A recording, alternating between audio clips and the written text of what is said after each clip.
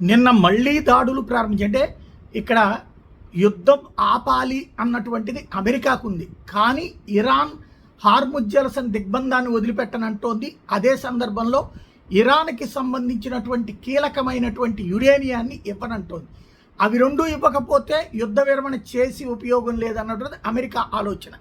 ఈ నేపథ్యంలో ఓ పక్కన డిఫెన్స్ దాడి అంటే తమ ఆత్మరక్షణ కోసం దాడి చేశామంటూ నిన్న వాళ్ళకి సంబంధించినటువంటి ఎయిర్ బేసులు ధ్వంసం చేసింది. ఆయుధ తయారీ కర్మాగారాలు, డ్రోన్లు లేకపోతే మిస్సైల్స్కి సంబంధించిన ఆయుధ కర్మాగారాల మీదన దాడి చేసింది. ఇప్పుడు మళ్ళీ ఈవేళ విచ్చలవిడి దాడులు జరిగినాయి అన్నటువంటిది కనబడుతోంది. ఇదిగో ఇది ఇరాన్ మీదన తాజాగా చేసినటువంటి దాడులకు సంబంధించినటువంటి దృశ్యాలు బయటకు వచ్చినాయి.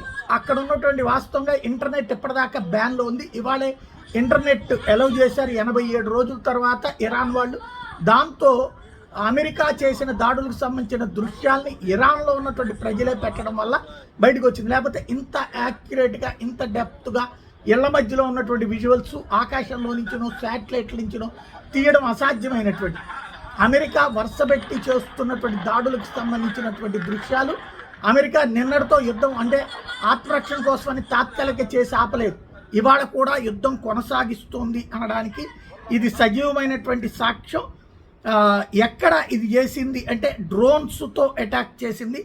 పర్చిలిన్ మిలిటరీ బేస్ టెహ్రాన్, ఇరాన్ రాజధానికి సంబంధించినటువంటి టెహ్రాన్ దగ్గరలో ఉన్నటువంటి పర్చిన్ మిలిటరీ బేస్ మీద ఈ దాడి చేసింది.